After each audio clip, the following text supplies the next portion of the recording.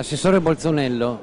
la Danieli è la punta di diamante della vocazione manifatturiera del Friuli Venezia Giulia.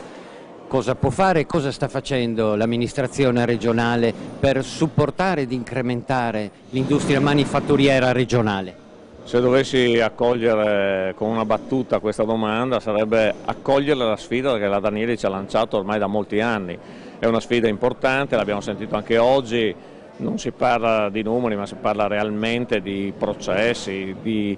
qualità, di capacità di stare sui mercati mondiali, di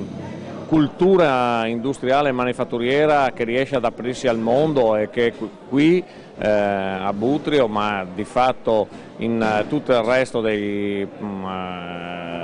siti produttivi di Danieli, ogni giorno si confronta con i problemi mondiali. Allora la Regione in questo momento sta scrivendo i nuovi piani industriali, ha già immesso nei processi produttivi di questo nostro territorio denaro, oltre 250 milioni di euro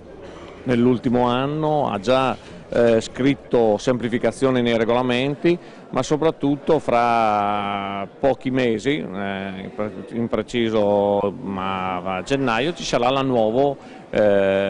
sfida, un nuovo piano industriale con la capacità di leggere il futuro della nostra regione. Ci può dare qualche maggiore dettaglio? Avremo un dato sicuramente, come ho già detto più volte, importante sui consorzi industriali che torneranno alla loro vocazione iniziale, che è quella di fare impresa, di attrarre imprese ovviamente.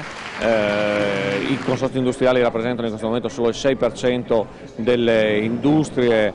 del Friuli Venezia Giulia, c'è lo spazio per raddoppiare la presenza dell'industria nei nostri consorzi, verranno semplificati, verrà data una nuova mission e andremo anche a rivedere tutta quella che è la parte dei distretti, nel senso che i distretti che ci sono, che esistono, subiranno una grande trasformazione portando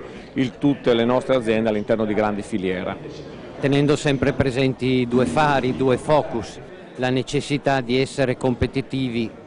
guardando all'export e puntando su formazione e ricerca. È esattamente così, però per poter far questo abbiamo bisogno anche di grandi semplificazioni, le grandi semplificazioni che arrivano dalla riscrittura completa, quindi non da un rattoppo ma una riscrittura completa di tutta quella che è la legislazione in materia di manifatturiero.